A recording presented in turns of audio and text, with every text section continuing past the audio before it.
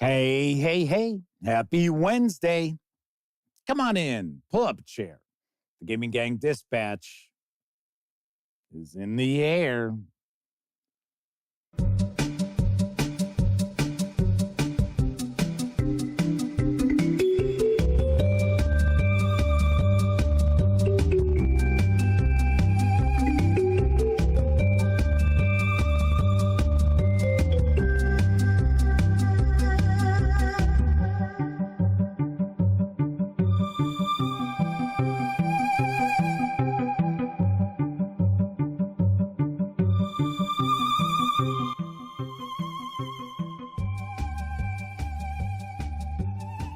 Howdy, gang, and welcome once again to the Duct Tape Studios. I'm Jeff McAleer, your host, here at the Gaming Gang Dispatch, brought to you by, incredibly enough, thegaminggang.com, of which I happen to be the founder and editor-in-chief. So welcome aboard, everybody. Tonight is Wednesday, March 20th, 2024. This is live stream 1035. If you're not overly familiar with the show, let me point out, super casual around here. We're just hanging out, talking about the latest in tabletop gaming news, and I will usually pontificate about goings-on in our hobby. And of course, we're just hanging out, having some fun. So we are certainly not engaged in any sort of rocket surgery or anything along those lines. Now, of course, when you're not watching videos on the Gaming Gang channel, be sure to visit thegaminggang.com for all latest in tabletop gaming news, reviews, and a whole lot more you will not find here on the YouTube channel. You know the drill. Get your geek on at thegaminggang.com. Also, because this is a live show, that means there is chat available. It's not on screen. It's one of the ways that I keep some of the more unusual commenters at bay. And you must be a subscriber for at least 48 hours before you can take part in chat. But if you want to say howdy, maybe you've got a question, a comment, maybe there's something going on in the hobby that you'd like us to talk about after the news segment, by all means, chime in, and I will do my best to respond. First out the gate tonight is friend of the show, the Madman.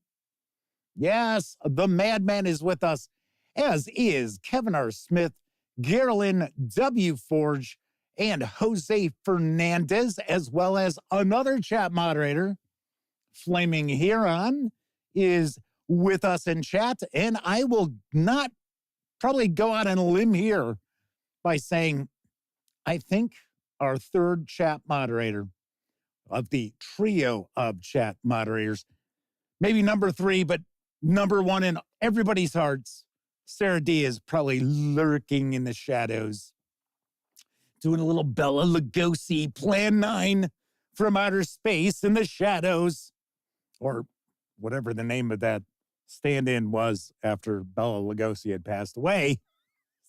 Pulling one of those. So, all of a sudden I had a little frog in my throat. Nathaniel Cares is with us, as is Chris Lundgren. Kathy Evans is also chiming in. Yes, Chris Lundgren's a little under the weather.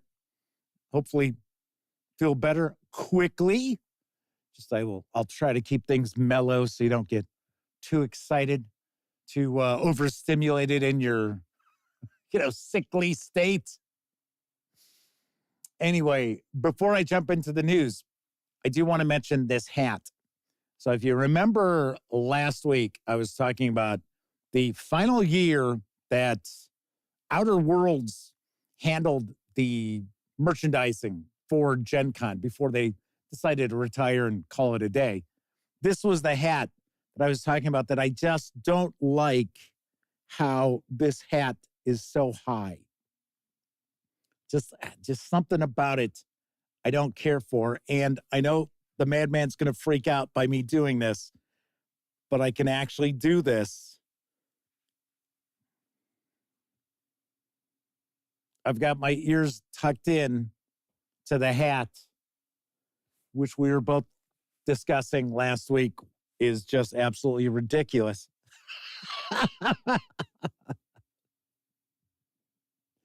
But I thought I would wear the hat, just once again point out, just looks odd. It looks too high up.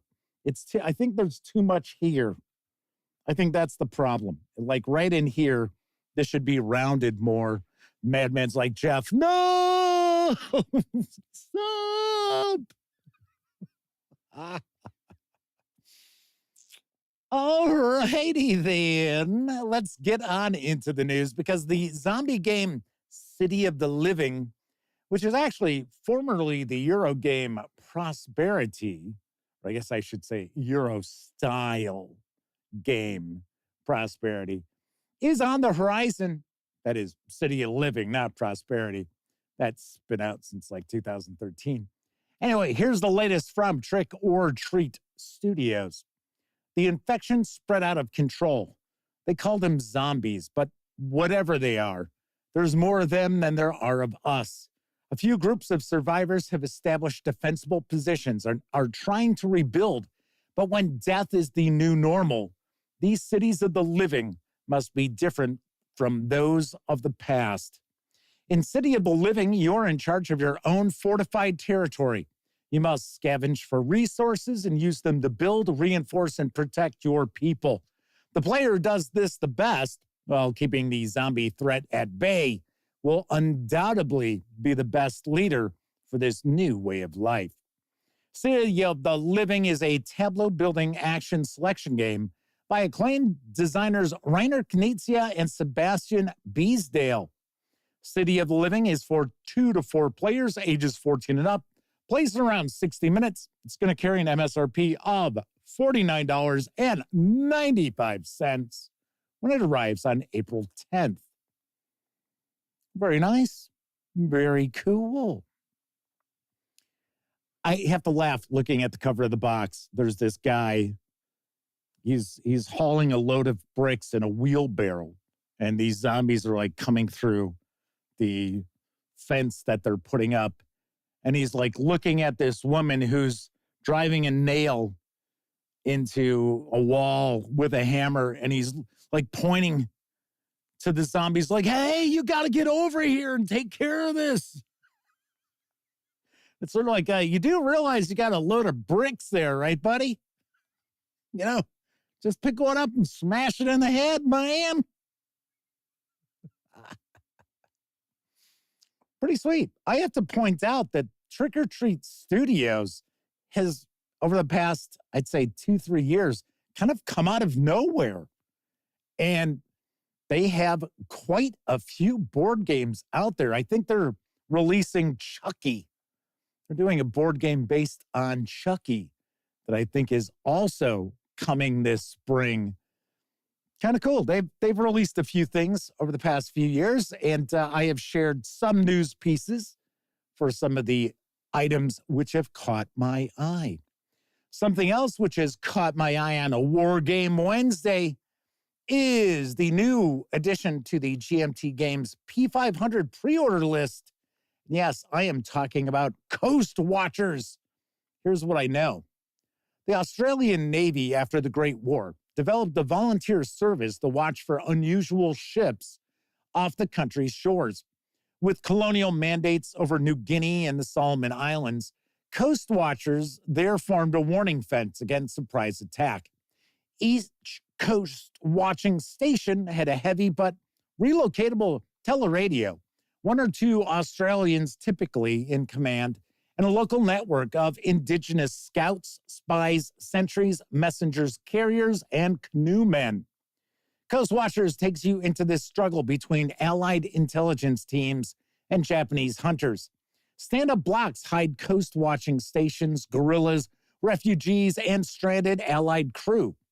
Gameboard recesses hold the blocks snugly. Face-down counters hide the buildup of Japanese forces, which the Coast Watchers seek to observe and report to headquarters.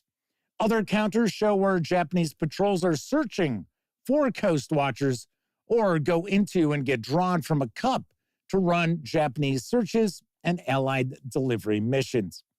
Each side has mission cards. Allied missions assign side tasks to the Coast Watchers. Japanese missions lay out secret military objectives for victory points, including air and sea operations against which the Coast Watchers are to warn Allied forces. By hunting Coast Watchers while building up military readiness and guiding operations, the Japanese player seeks to slip through the enemy intelligence net.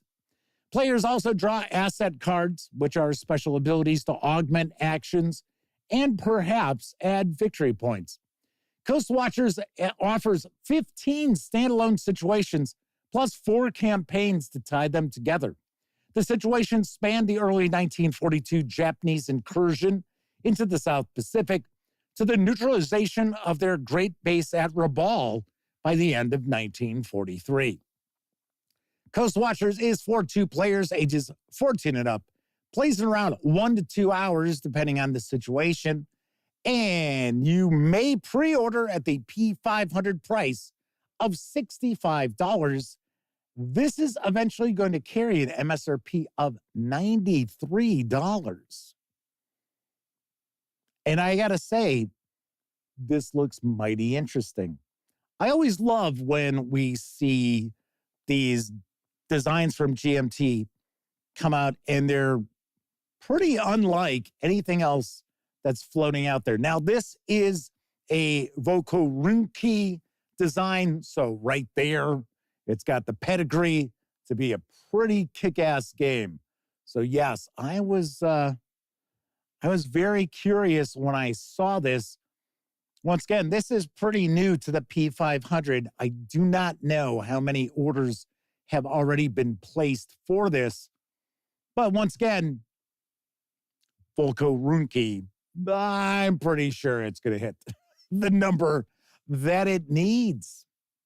Semper Baffo is joining us in chat. Welcome. Good to see you. Thanks for popping on in to hang with the gang tonight. Let's talk about some role-playing game news because Goodman Games is teamed with Bundle of Holding to bring you a blast from the past with D20 monster guides. And here's the deets on the deal. Adventurer! This all-new Goodman D20 Monster Guides bundle presents 13 big D20 system monster source books from Goodman Games. Published between 2006 and 2009 for 3rd edition and 3.5 Dungeons & Dragons. These inventive and detailed treatises describe in 32 to 128 pages each adversaries, both major, beholders, liches, rakshasas, and minor, velociraptors, were-rats.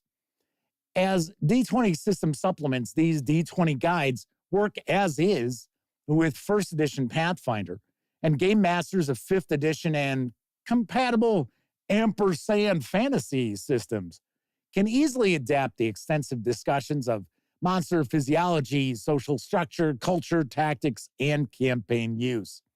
It's 770 pages of terrific monster classification, explication, and interpretation for an unbeatable bargain price. For just $9.95, you'll get all 6 D20 system monster source books in the Minor Threats collection, which has a retail value of $46 as DRM-free PDFs, which includes doppelgangers, dragonkin, T-Rex, treants, velociraptors, and were-rats. And if you pay more than the threshold price currently of $18.61, you'll level up and also get the entire Major Threats collection with 7 more source books worth an additional $60, including Beholders, Drow, Fae, Liches, Rakshasas, Vampires, and Werewolves. These savings will run through April 8th, and 10% of your payment after gateway fees for this Goodman D20 Monster Guides offer is going to be donated to the San Francisco Marin Food Bank. Yes, very nicely done. WForge points out, I don't know how politically correct that cover art is. I don't know if you're talking about the drow or the fae. Because I think the drow might not be PC and the fae might be a little racy.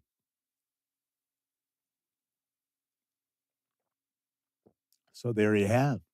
There you have it. I got to be very honest, I don't know anything about these supplements. I don't know anything at all about these.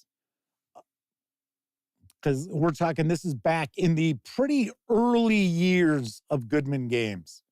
And Goodman Games was doing Dungeons and Dragons, third-party D&D stuff for the most part. In fact, I think that's all they really did up until the point that they launched Dungeon Crawl Classics. Flaming Heron says they must have missed them slipping John Carter of Mars in a bundle of holding. You know, I saw that bundle that popped up earlier today. I don't know. I don't think it's that fantastic a deal. I just don't. And truthfully, bundle of holding is never as like smashing a deal as you tend to find over on Humble Bundle.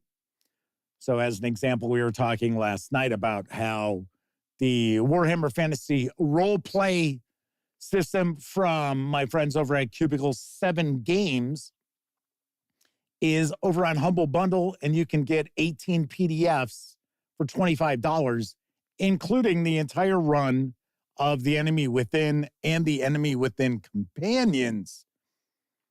Core rulebooks, starter set, the whole shebang, $25. And I honestly think for the $25, you also get a coupon for a certain percentage off of any physical order from Cubicle 7 Games. And the John Carter of Mars bundle of holding, I think there's like 5 PDFs, because that was not something that Modifius Entertainment really supported. It just brought it out, and it just kind of, similar to the Disney movie, didn't really go anywhere. And if I remember correctly, I think it's like $28 or $29 to get the PDFs of the John Carter books. And I just didn't think it was that rocking a deal. I have nothing against it. I like the game. I did review it. But for a game that's just kind of not going anyplace, you know, it just kind of lingers there. $25, $29, whatever the price is for the, top tier over at Bundle of Holding, just doesn't jump out. It just doesn't. W4 asks if anyone remembers the Avalanche Press D20 supplements, which always had buxom women on the covers. Well, that would be a lot of companies in their fantasy game releases.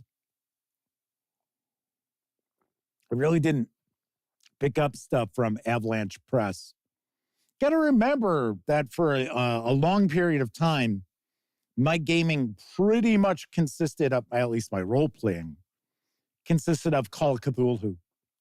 And that was pretty much it. Flaming Heron says the bundle of holding for John Carter of Mars is $25-ish. And they apparently had 3 source books for it. Yeah, that's about right. I think that's about what is out there for it. All right, moving right along.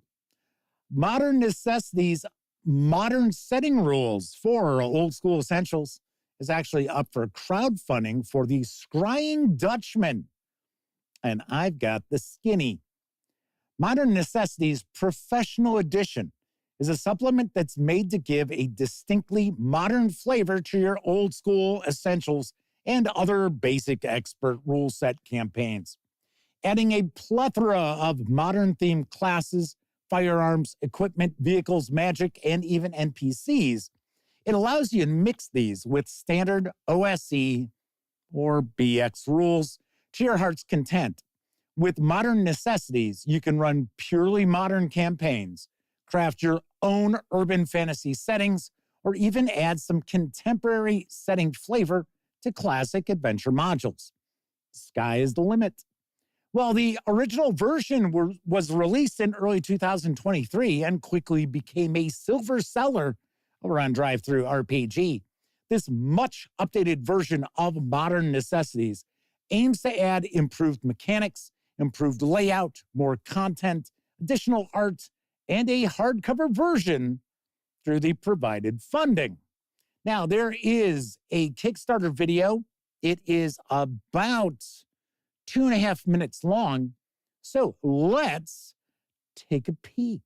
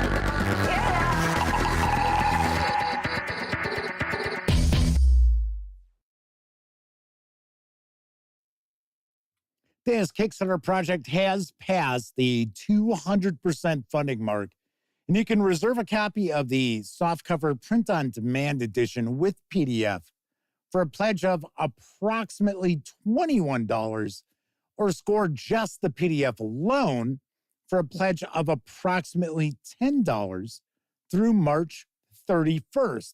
Expected delivery is March of 2025. Now, I should point out that those 3 additional supplements that there are stretch goals for, those stretch goals have been actually reached. So for your pledge, you're actually going to get all 4. So you will get the Weird West supplement. You will get the Cyberpunk supplement. And of course, you will also get that additional adventure. So you're getting all of that for your pledge.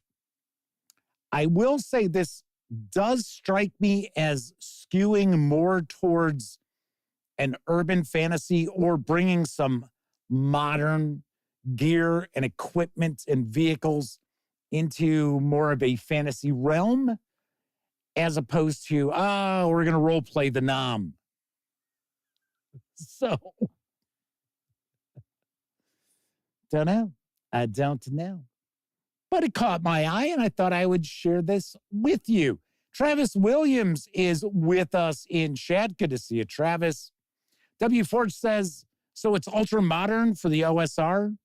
Looks interesting, but they're getting tired of the splat book mentality. Well, tell us how you really feel, W. Forge. I do see Kevin King is also with us in chat. I think I might have missed saying hello to Kevin. All right, final news piece. The Gauntlet RPG is releasing the Kickstarter edition of the mystery tabletop role-playing game Brindlewood Bay into stores. And here's what I know. A cozy murder mystery game. Brindlewood Bay is a tabletop role-playing game that combines Murder, She Wrote with H.P. Lovecraft. In it, you play a group of elderly women, members of the local Murder Mavens Mystery Book Club, who help the authorities solve murder cases in a picturesque New England town. Over the course of their investigations, they become aware of a dark occult conspiracy that connects the cases and will eventually have to face that conspiracy in order to save their community. The game is low prep and easy to play, no matter your experience with tabletop role-playing games. This Kickstarter edition of the game includes 168 pages, which is greatly expanded from the original release. You'll get a character sheet, reference sheets, classic and alternate Maven moves. You'll get mystery sheets such as Dad Overboard, All Hallows Scream, The Great Brindlewood Bay Bake-Off, Jingle Bell Shock, A Murder Most Mucky, and Exit Stage Death, as well as a Dark Conspiracy sheet. This 168-page hardcover carries an MSRP of $40, or you can grab just the PDF alone over at Drive-Thru RPG for $15. Well. This is kind of built on the Apocalypse engine, I believe. I believe this is one of those games that shares a bit of DNA because you'll have your moves and such. I've always thought this sounds kind of interesting. Be kind of funny. Like I always joke around because my sister-in-law is a big fan of Murder, She Wrote, and it's not unusual to find her in the evenings sitting in her bedroom watching reruns of Murder, She Wrote. And of course, like many people, I joke about how it's actually Jessica Fletcher who's the murderer. She's a serial killer because, strangely enough, she's always there. Wherever she goes, death follows. So she's always setting up these poor suckers to take the fall.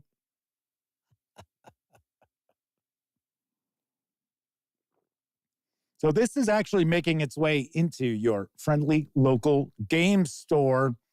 And of course, you can also order it online or grab just the PDF at Drive-Thru RPG. Sweet. That is it for the news tonight. Of course, I was just talking about Drive-Thru RPG. Don't forget, the Gaming Gang, thus the Dispatch, is affiliated with the One Bookshelf sites.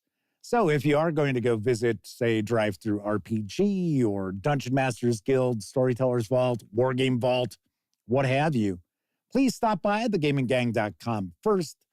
Click on one of our banner ads. That way, if you happen to make a purchase, I get a small portion of that sale. It's 5%. And all those nickels, dimes, and quarters really do add up and help keep thegaminggang.com around. And of course, don't forget, if you like this video, if you dig the channel, if you find thegaminggang.com to be a valuable resource, hell, if you just like what we do, you can always stop by paypal.me/thegaminggang and make a small donation. Hell, you can buy me a 2-liter bottle of soda. And I was in luck. Yes, yes. Was able to get my diet right. Yes. And I should mention, some of you out there stop by paypal.me/thegaminggang and make not so small donations. So big thanks to Agile Monk, the Madman, and Joshua Edwards, who stopped by yet again yesterday and made a not small donation to the channel. Thank you all very, very much for using those banner ads and or stopping on by paypal.me, the gaming gang. All right.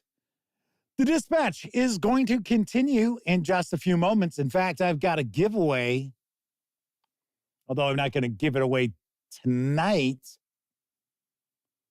but I will be announcing a giveaway in just a few moments. But first, I think it's time for a brief intermission.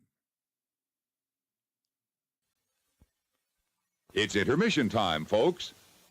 Time out for a delicious snack in our sparkling refreshment building. Every item a fresh, appetizing taste treat.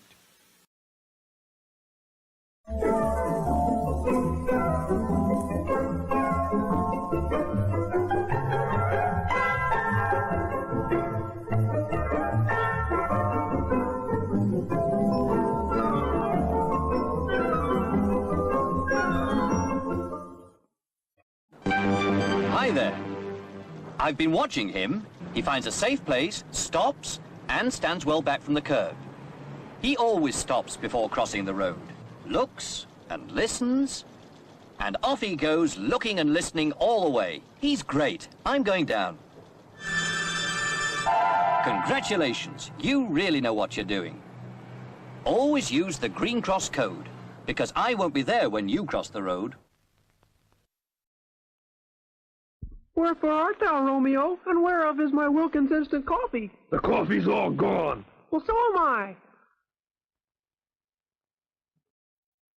3, 2, 1, blast off.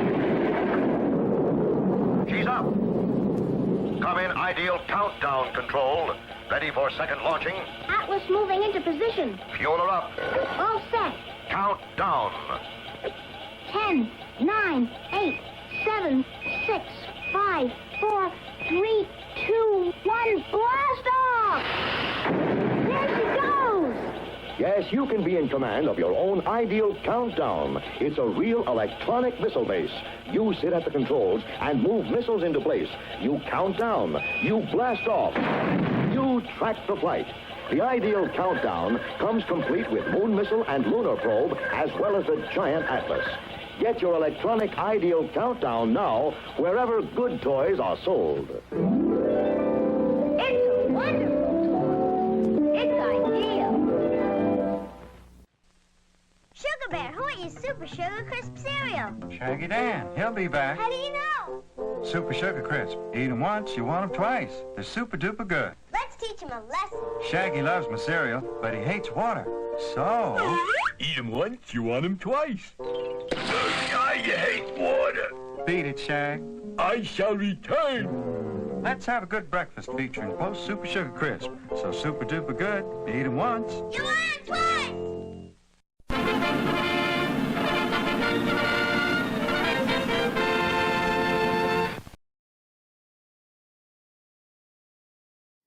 Yes, Travis Williams was coming across as being a little iffy on crossing streets recently. So I thought, well, maybe it's time to once again share Green Cross Man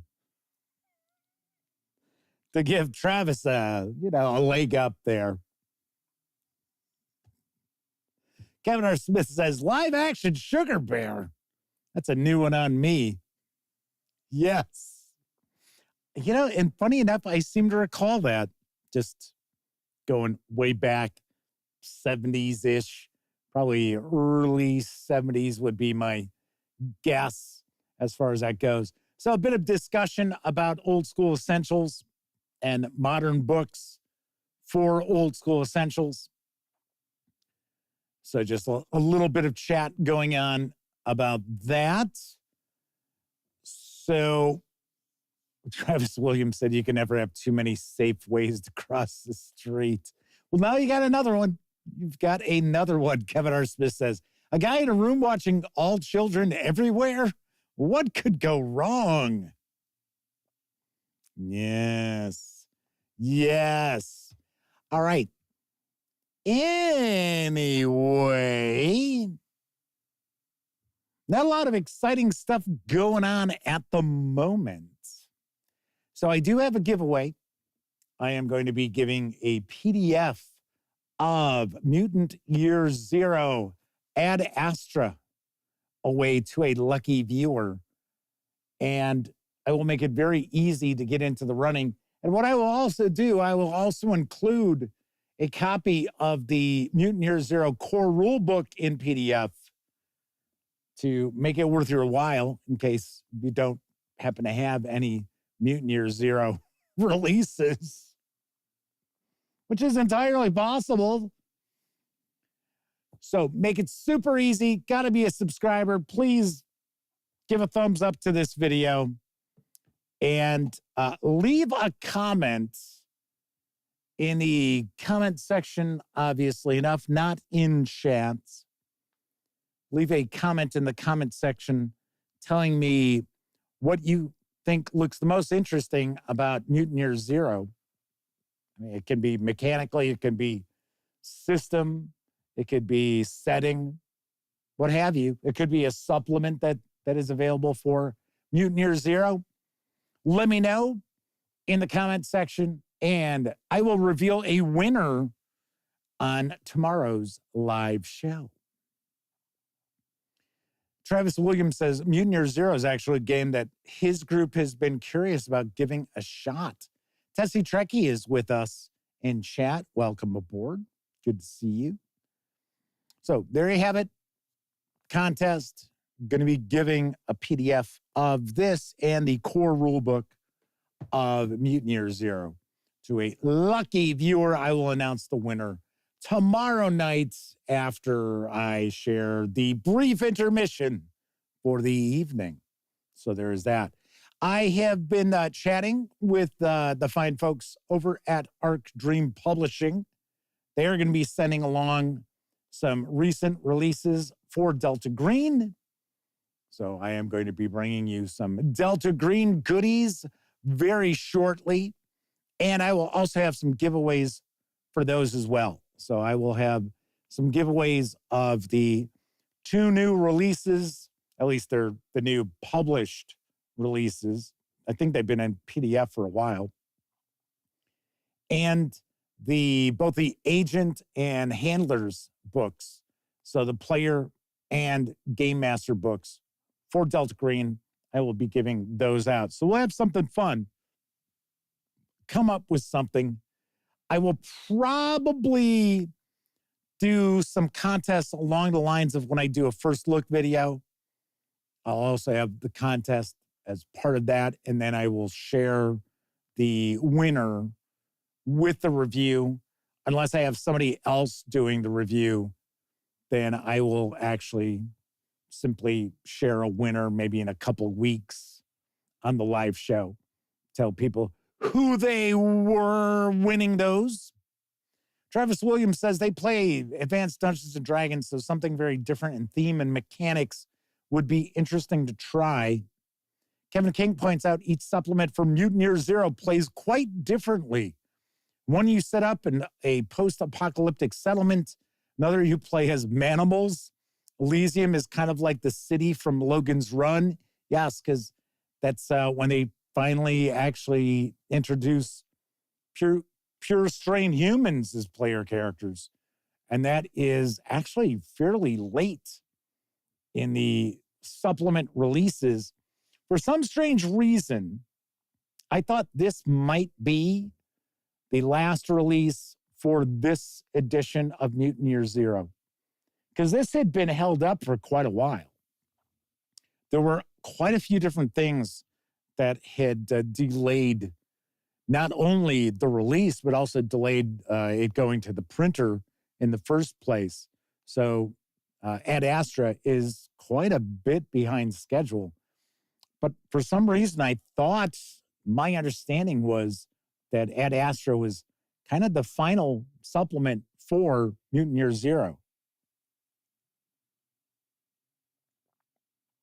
Tessie Trekkie says, they've got Ad Astra. It's lovely. It has actually been out for a bit. It has. It was, once again, if you've been following the show, some strange reason, Free League Publishing had some issues with their warehouse getting review copies out. So it wasn't just me. It was a bunch of reviewers. We're not receiving any review copies of stuff. Should also mention Arkham is on its way. Yes, the physical release for Arkham for Call of Cthulhu has been shipped. I'm looking forward to checking that out and sharing that with all of you. And then I will have a pretty fast turnaround for a review of that.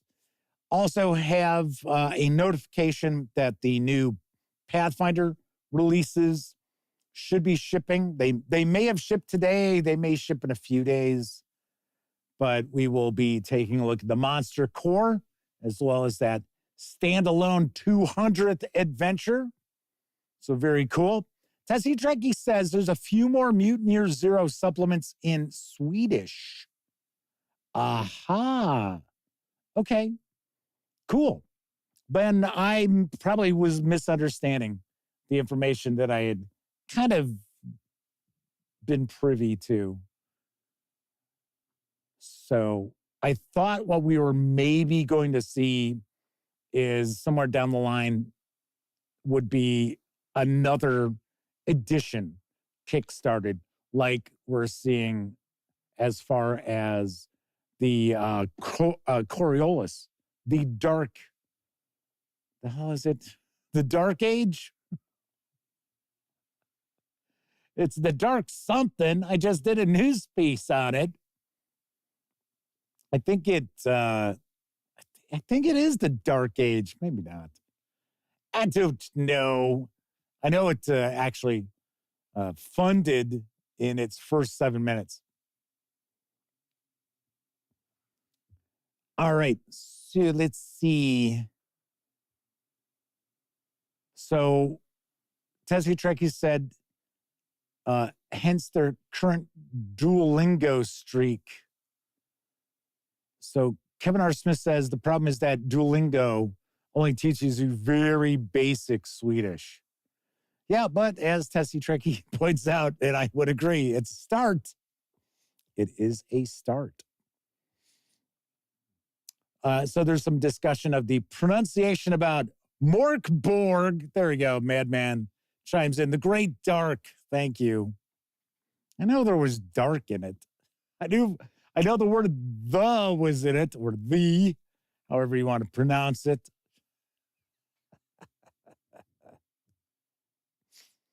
So, like I said, discussion about how to pronounce Mörkbeg. I have had different Swedish people tell me how to pronounce that. So I don't know. I have no idea. So I like to, I swear one of them told me it was Mirk, like Mirk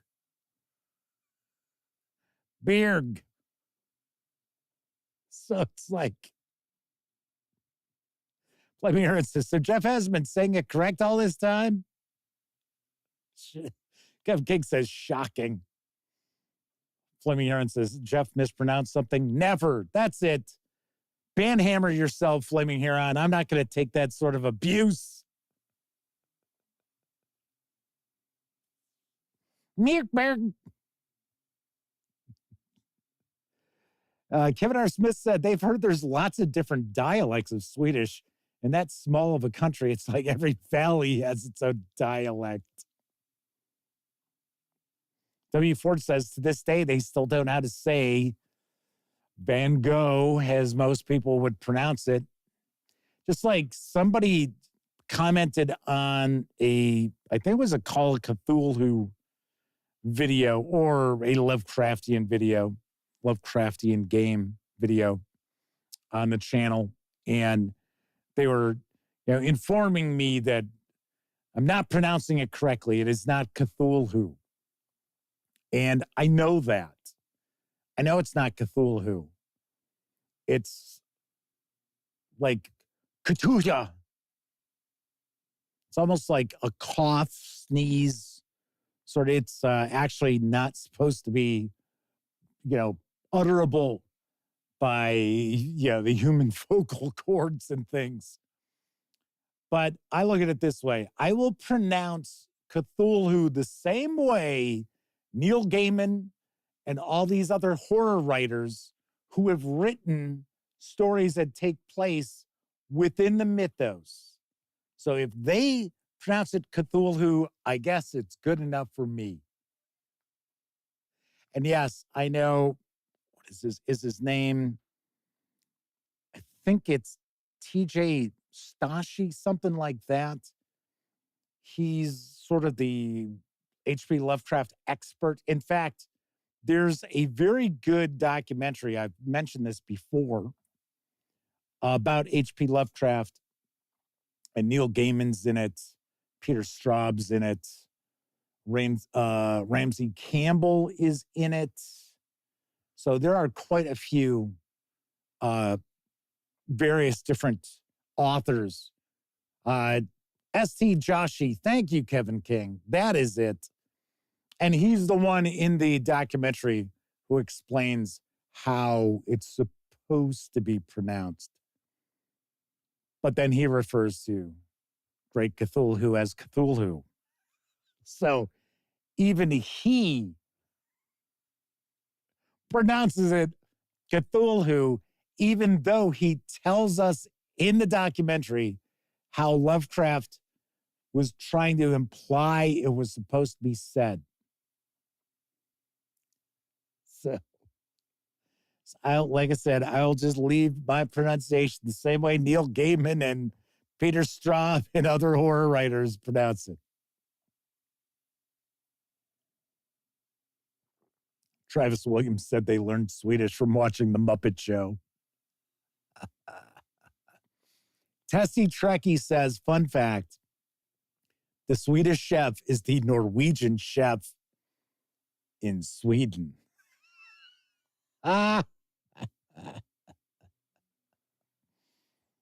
Nice. Very, very nice. So any topics anybody wants to hit on this evening? There isn't anything I'm aware of that's really cooking in the hobby. I know I want to say Roll for Combat had another stream today about some backlash at Wizards of the Coast. But I like Steven a lot, and I appreciate him having me on his show. And Mark is very nice as well. But their titles are so fucking clickbait. They're so clickbait. And that's fine. But, you know what? That reminds me of something. It was a topic of discussion with Elliot when we were up in Lake Geneva. And it's the point where I can't stand. Now, we not only have to have the clickbaity titles and thumbnails for videos, but now people can't even bother to put themselves in the thumbnail. That they will use stock photo, they're probably PNG files with transparent backgrounds. And it'll be like a guy like, or somebody like using their hands to point to something. And that's like, really? You can't even put yourself in the thumbnail. Oh, man, I fucking hate it. I swear, it's the dumbing down of people across the world. it's kind of funny. It's sort of like laziness. It's also, at least in my opinion, I think clickbait and doing things like that with the thumbnails where you're putting people on the thumbnail, leading someone to believe that, this is the person who's the host. Okay. And then it's like, what? You're not even the same gender. Wait, why? What? And people wonder why society is like at the tipping point, and people are so stupid. Geez, wonder why. Carolyn says, shocked woman thumbnails. Yes, of course. Kevin King says, the world is going to hell. We should all pick up and move to Australia. Then we just fuck that up too. And then we'd have to pay like ungodly prices for shipping. But yeah, that was, like I said, I'm not picking on Roll for Combat because they are certainly not the only ones who put together clickbaity titles. And Stephen has said to himself, it's not like he's trying to say, oh no, we don't do that. He straight out says it. He's always saying, Jeff, you should do that. It'll pull in more viewers. And I'm like, but I don't want people to tune in and watch for 10 seconds and sit there and think, what the fuck? This is not what I wanted to see. This is not what I was led to believe I was going to see. Travis Williams asks if I run Pulp Cthulhu. Very rarely. My Call of Cthulhu games always have a pulp element to them for the most part, especially if they're a campaign. But that pulp element tends to be a bit more kind of two-fisted action as opposed to, oh, I'm the shadow. I can cloud men's minds. I don't do any of that. But the pulpiness, I kind of boost the survivability of the characters a little bit. And there's a bit more action than you find in some Call of Cthulhu adventures. Because nowadays, the Call of Cthulhu adventures tend to be written for both just Call of Cthulhu and Pulp Cthulhu. There's usually some Pulp Cthulhu options throughout. So there is that. So Gerlin says, for what it's worth, I came here because I saw Jeff there. You sure I shouldn't get, some, handsome young kid? I mean, not that I'd actually hire the handsome young kid. I'm just going to buy some stock photography of them and start throwing them into my thumbnails. You sure I shouldn't do that?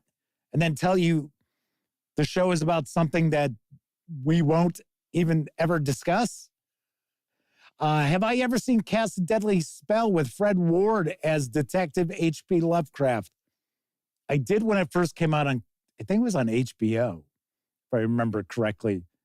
And I don't really remember much of it outside of, I was like, eh. And the funny thing is, I really liked Fred Ward. There were some Fred Ward movies that, in my opinion, are kind of cult classics, such as Remo Williams. I think we've mentioned Remo Williams in the past. And Time Rider. I think that was the first movie I ever saw with Fred Ward, was Time Rider.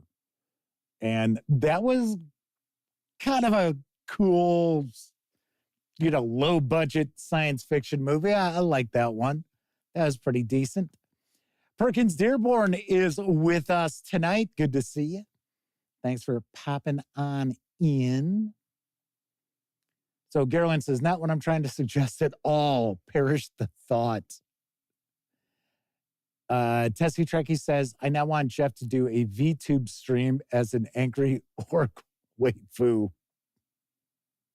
Well, there was some discussion at Lake Geneva, when Elliot and I were up in Lake Geneva, we actually stayed in Elkhorn, Wisconsin.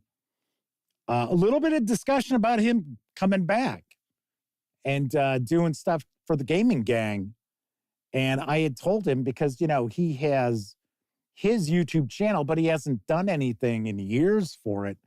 So it was demonetized. So, and then unfortunately, he wasn't keeping his finger on the pulse of things. And the website he didn't, I guess he was paying for his hosting on a yearly basis, and he did not renew the hosting. So the website he had is gone. So, and he has no backups of the files or anything like that. And I had told him, all you got to do is just start doing videos again on your own channel. And I'd be more than happy to also share them on thegaminggang.com. And then, once he gets his monetization back and everything else, he keeps whatever comes in. And I mean, it's funny enough because I know he's got a video he did for Supergirl. And I think it was at C2E2 here in Chicago. But it did pull in like 300,000 views, 500,000 views, something like that. And it was like, holy jamoli. But the thing is, I don't think he was monetized at the time. Now, he still says he makes a little bit of money off of that one video. And, the other stuff he did too over the years. But it's still that one video that views trickle in on still quite a bit because he was the only person who had video of this panel for Supergirl. So pretty wild. So Desi Drake says it's for the algorithm and the click. Yeah, so what I could do is I could just take a picture of me, and I'm not great at Photoshop, which would probably be a bonus. I could Photoshop me like an orc. And I have to make sure that I look surprised, right? And then I'll make sure I'll just put in like fangs, down here, up here. Travis Williams asks, what is my favorite adventure I've ever run any system? Hands down, Massive Nyarlathotep. Hands down. My absolute favorite. Love it. Love it to death. That's why I tried to run it again. But just things were, popping up.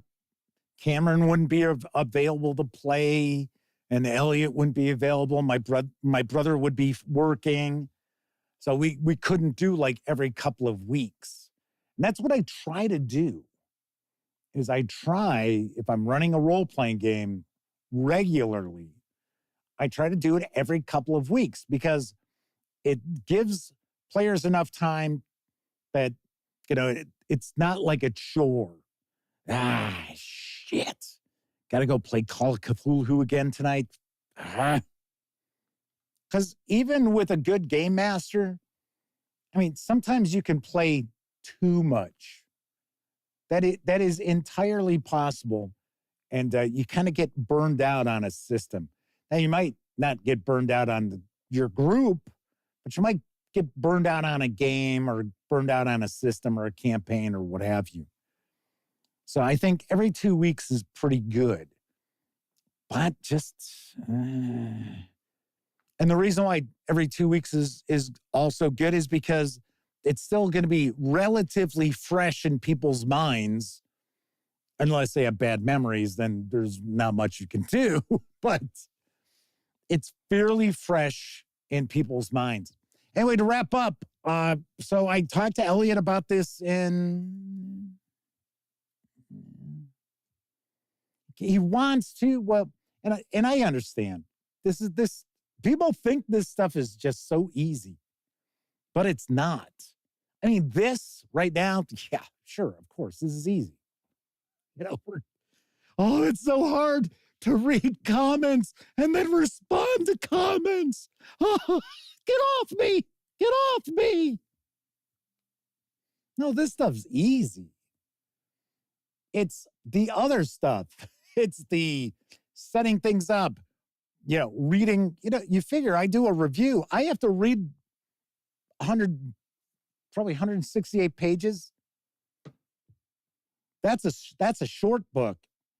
So on a weekly basis, I probably read about 1,000 pages of gaming books to get the videos out. And then stuff will happen that all of a sudden I'm like behind, or I feel like I'm behind the 8 ball. That I need to get stuff out. And it's not as if I've got, publishers breathing down my neck saying, hey, Jeff, I sent you that book. You did first look at it. Where's the review? What's going on? No, I don't really have that. But I am the sort of person where it's like, man, I gotta get this out for these folks. And, the sooner I get things out compared to when they hit stores, the more views I'll get. And of course, the more views I get, the more people who subscribe. Might get a new person here and there popping on in to watch the show and hang out with us in chat from time to time. So like as an example, I'm eagerly anticipating my date that I can actually put this out there because I shot the video. It's sitting on YouTube. But there's a lot of work, and then shoot the video. And I don't script anything. And some people hate that. They despise that I don't script anything. And I understand why. I don't have any beef with people who don't like this channel, don't like videos because I don't do any scripting. But I don't meander as much now because I really am trying to finish up videos within about 15 minutes, maybe 20. So I don't kind of go on those like meandering sidetracks as I have in videos in the past, but I still don't do any scripting. The only thing I jot down that's on the teleprompter for me is the designers, the artists, unless there's tons of artists that I will not be able to pronounce their names. Then I kind of skip those. Page count, MSRP, things like that, and then go to town. Just like I have people, they'll comment when I do a first look video that I should read the book first and then do a first look video. And I understand where they're coming from because when I open something up, it's brand new to me. And I'm sure there are people out there who watch those videos who know far more about the product than I do in the first look video. But the thing is, if I'm going to be sharing a video of a book that I've read, then it's not going to be a first look. So it truly is not a first look. And in that case, why shouldn't I just review it? Right? I've read it. It's like there are people out there who will say, oh, you can't really review role-playing game releases unless you run them. And I can understand where they're coming from. But you'd be very hard-pressed to find someone who reviews games from as many publishers as I do who's going to play everything that they review and stay relevant. So if somebody gets 6 game releases in a year to review, sure, it's pretty easy for them to provide reviews for those by playing them. So, but as someone who's had so many years in the hobby, and I tell people all the time, I am not an expert, nor do I hope I ever come across like you think that I think I'm an expert. I'm not. I'm someone who loves the hobby. I enjoy the hobby. I enjoy the people in the hobby. Well, at least the vast majority of the people in the hobby. And I do have experience in various different things. That's it. That's how I look at it. Victor Gorchev is with us and just fired off a super chat. Said, thank you for showing Modern Necessities. They're the creator. Well, very cool. Very nice. So hopefully you continue with your very successful Kickstarter. So I know you were at 200%. And I did mention those stretch goal books are part of it as well. So you've reached the stretch goal. So I mentioned it was very important for people to know that they were going to be getting the additional supplements too. All right. So let's see. Going back to chat because I kind of went off on a tangent there. Kevin Smith says, Mass and Nair Lothotep needs a regular schedule if you want to finish it before all the players die. Yes, the players, not the characters, because it is super long. And if you're going to run Massive Nair Lothotep, you got to be ready to allow the players to tackle the finale prior to having gone to every location. Because if you're never going to get every location in, and if the players do get every location in, conceivably, if you played once a week, and let's say you play 4 hours a session once a week, and you are really, as a keeper, running it as written, gosh, that campaign could take 3 years. I mean, easily. Could even take longer than that. Depends on, how efficient your players are as far as tackling stuff. Now, if they're, I have encountered groups where they come to a sticking point on what should be the next move, and then they spend the next 2 hours debating what they should be doing. Madman says their problem with reading and staying focused on it is too many things going on in their brain at the same time. It won't shut off. They lose sleep because of it too. Chris Lundgren says if they don't like the show, they can let the door hit them. Don't let the door hit you on the way out. We want quality shows like yours. I'm grateful and love your basic reviews. Oh, so my reviews are basic?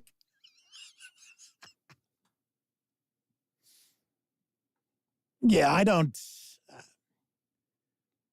The flash you get, the flash and dash is the opening to the videos. There you go. That's about all the really in-depth graphics that I want, because it's just more work on top of more work. And then the thing is, you gotta also keep in mind, you shoot the video, now you gotta edit the video. So there's more work on top of it. Thankfully, the new laptop is rocking, so it does zip along pretty good. Carolyn says they don't sleep much at all. Kind of give you an idea of what I usually do at night. I will wrap up the show. I will go back upstairs. It's actually pretty chilly down here in the Duct Tape Studios tonight. I'll go upstairs. I will wait a few minutes so that the first rendering of the video is done on YouTube. Then I will watch it, but I will jump so I can get my timestamps. And then I go over to thegaminggang.com where I already have a draft article with that night's video already set up. I will put those timestamps in there and boom, I post that. I go and share that on social media sites. And then I go to Blue Sky because Blue Sky doesn't have a auto post.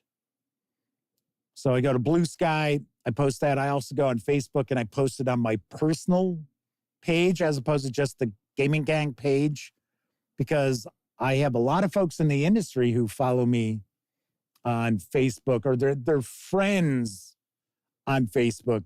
They friend me as opposed to, following on the Gaming Gang Facebook page. Arash Steindam says, aloha from Hawaii. Well, welcome. I believe this might be a first-time visit in chat for Arash. Hopefully I'm close on pronouncing that relatively correctly. Chris Lundgren says, sorry, Jeff, I meant advanced basic reviews.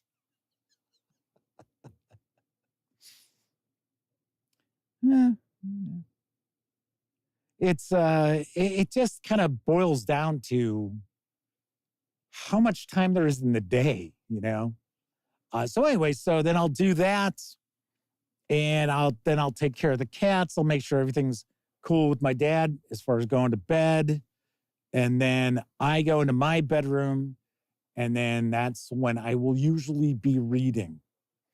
Every once in a while, usually on Friday nights, because I try to have Friday like a day away from doing stuff for the Gaming Gang, which normally is not the case, but I try. That's when I'll have an opportunity to watch stuff like Shogun, catch up with some shows that I've been, watching and stuff like that. But most of the time, I finish up by reading some gaming books that I need to review, and then I will wrap up by listening to an audiobook. So I'm usually up till about 2 a.m., and then I start an audiobook. I have a timer that runs about an hour and a half, and I zonk out, and I go to sleep. And it's not unusual for me to still be awake when that audiobook kind of fades out at the hour and a half mark.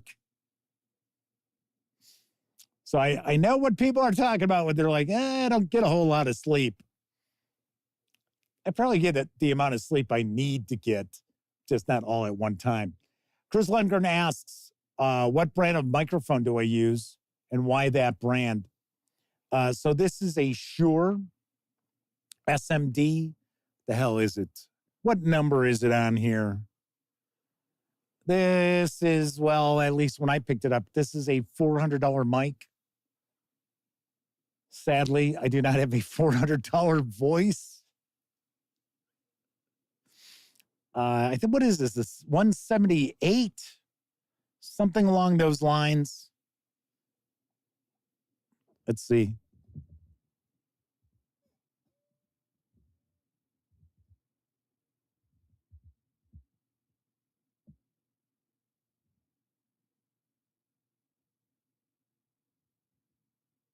All right. So it is the Shure SM7B. And this is the mic. You'll see a lot of people use this mic. A lot of podcasters use this microphone.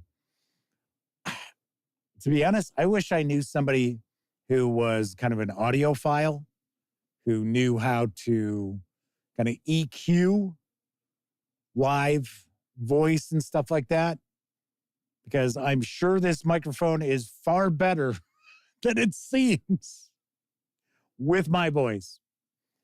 Arash asks, have I reviewed Daggerheart? Daggerheart's actually not out yet. Daggerheart is currently only in a playtest. So it is in a quick start that I think is out there. I have not, I probably won't either.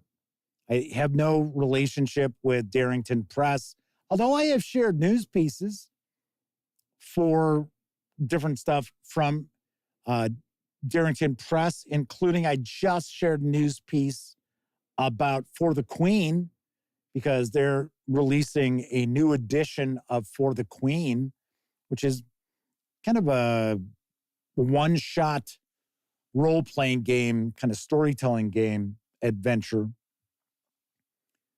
which is replayable because it's different every time. So I don't know. I have no idea. Kevin R. Smith says they looked at the Daggerheart Quick Start a little bit. Looks interesting, like the left child of 5e and powered by the apocalypse. You know, we were talking about one of those clickbaity articles about how, the 8 people who made Dungeons & Dragons cool are working on a fantasy role-playing game. Yeah, okay. I saw another article that was very clickbaity titled as well for Daggerheart. And the reality is that turns me off. That really does turn me off on, and I know it's certainly not probably anybody at Darrington Press who's behind any of that. It's, as we've talked about before, it's just clickbaity. Click on this article, take a peek at this article, just like you'll notice, and this is anything, this isn't just tabletop gaming. You'll notice, you'll see an article and you'll be interested in whatever the topic is that's touched on in the title, in the headline. You'll click on it, and then, especially when you're on mobile, you have to scroll paragraphs and paragraphs before they even touch on what the subject of the headline is. And to me, that's not journalism. That isn't journalism. Just like I can't believe just the shoddy editing for websites out there. I was reading an article. I was up in Lake Geneva, and I was just taking a peek, and I saw that the Bears had traded their starting quarterback, and I was like, oh, okay. So I clicked on it, I'm looking, and it's talking about how the Bears had traded Justin Fields to the Pittsburgh Steelers and so on and so forth, and they got a bag of balls basically for him. And if he starts more than 50% of the Steelers games, then the Bears get a second bag of balls. It's like 6th round pick and a 4th round pick. So even best case scenario, not much. And then the article then proceeded to talk about the Bears would need to decide, or I should say, the Bears would no doubt use Justin Fields as a starting quarterback at some point during the coming season. And I thought to myself, no, you morons, it's the Steelers, because Justin Fields has been traded to the Steelers. That is the point of this article. And it was from a Chicago network. It was from the NBC affiliate in Chicago. And I thought, you guys can't even like do editing or just do a quick double check on your articles that you publish, and you're a news source? It's like, come on. It's like, and I see it all the time. And I sit there and I think to myself, you know, if I can sit there all by myself and post articles on thegaminggang.com, and I make sure that they are grammatically correct, no spelling errors, and I don't have some completely obvious mistake in it, I think that companies out there that, you know, are making millions upon millions of dollars could at least do the same. Kevin R. Smith says that Daggerheart is a quick start and beta rule book, but it is not feature complete yet. W. Ford says that's bad journalism. You start with necessary information first, and you dwindle down to the minutia. Yeah, but the whole thing is nowadays articles are not made to be read.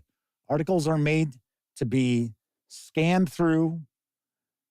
You're supposed to be sitting there scrolling so that you'll get as many ads to populate on those pages as you go by, because as you scroll past, you're worth like a hundredth of a penny.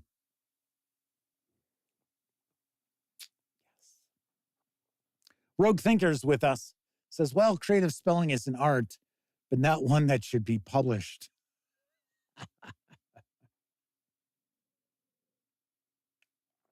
Yeah, pretty wild.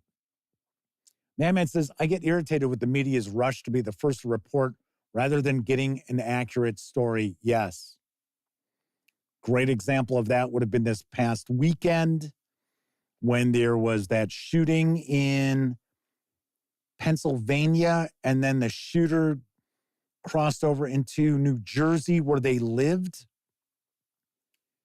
And I saw a bit of it because we were back in the room. I think we were getting ready to go for dinner or something like that. And they reported one thing. Then after we got back, they were reporting something else. And then the next day, it was something completely different. And I was like, oh, okay. All right. Fleming Heron says, they don't let facts get in the way of a good story. There you go. Perkins Dearborn says, articles will be written for and by AI for clickbait. Here's something I'll wrap up with for the evening. I know a lot of people are really, focused in on AI. And to be honest, I think that right now, AI is simply just a buzzword, like the cloud was. Oh, everything's in the cloud. Oh, are your files in the cloud? Are you, cloud computing? And all it basically meant was a server, right? That is the cloud. The cloud is made up of servers. Just not sexy, right? Oh, are you doing server computing? Oh, just doesn't have any flair to it. I think AI is so overblown. I really do.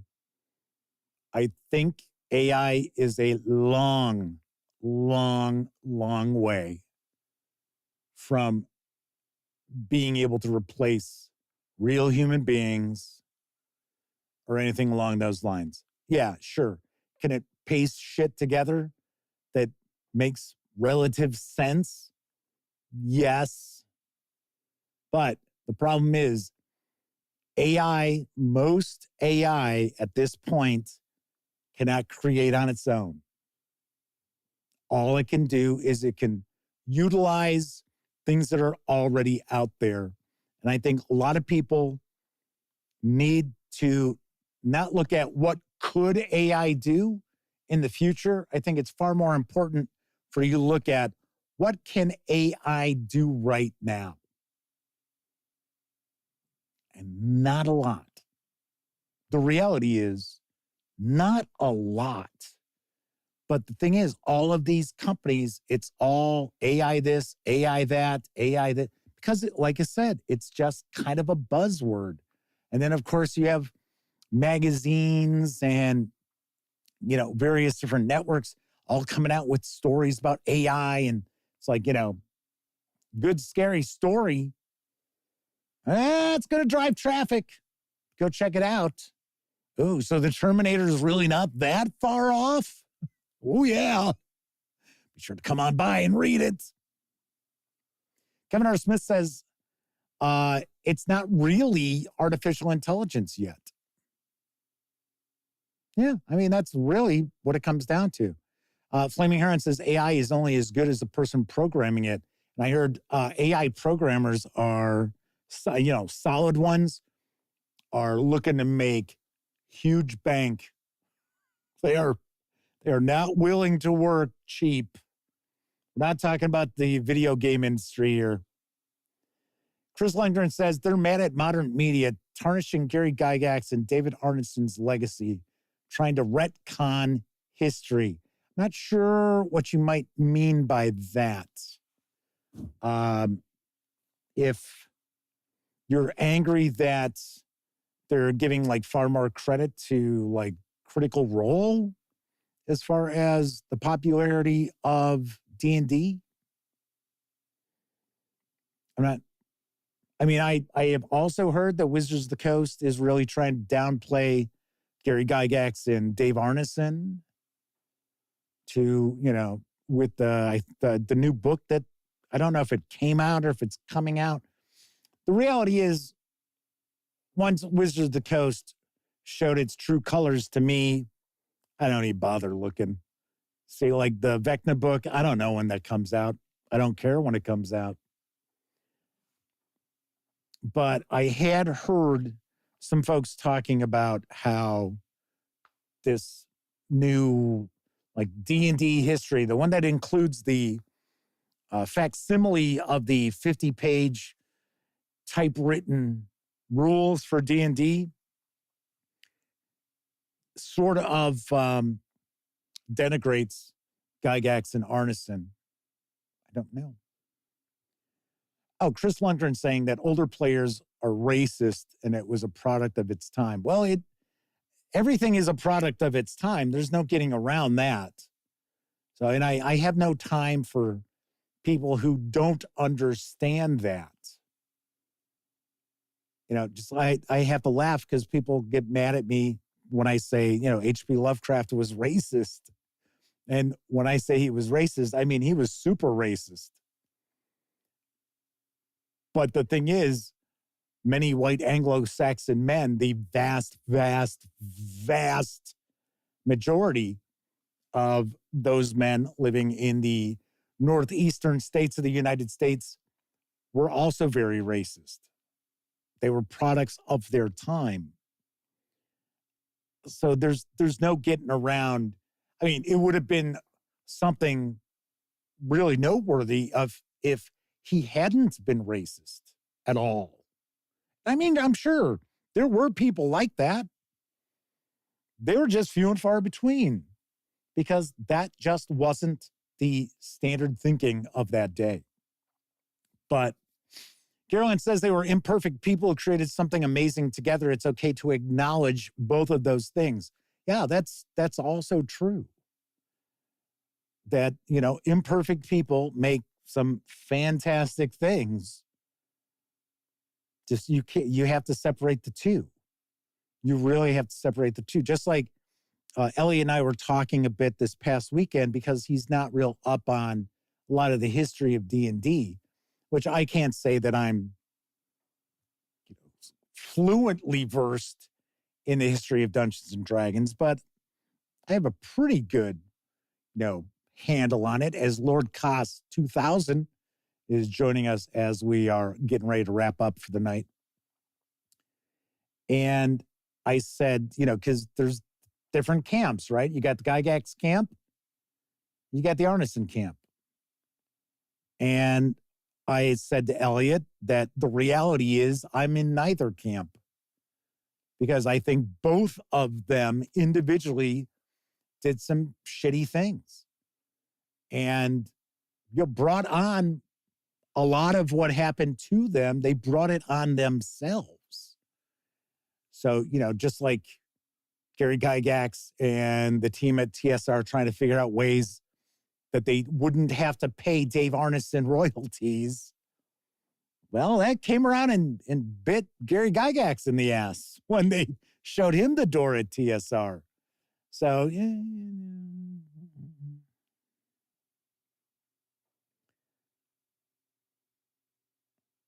So Kevin R. Smith says they argued that Gary Gygax's daughter choosing Dungeons and Dragons from a list of adjective pairs. Yeah, I remember hearing that story. Meant that there were female creators at the beginning. Yeah, there weren't too many. There were certainly not too many.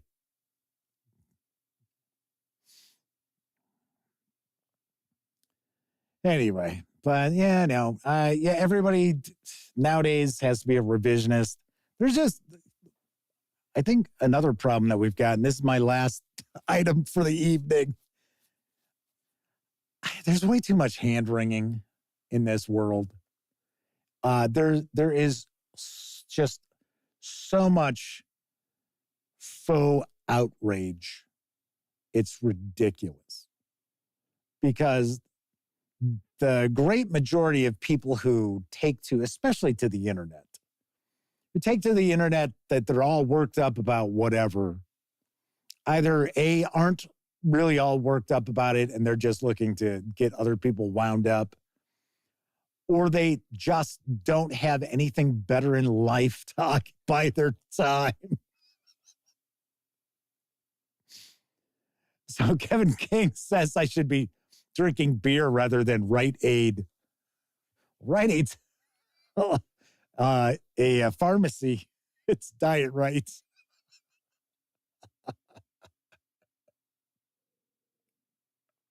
Flaming Heron says, outrage for outrage's sake.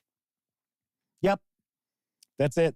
I mean, there are people out there who just have to, day in, day out, be worked up over something. And it's ridiculous. It really is. Get upset about important things in life.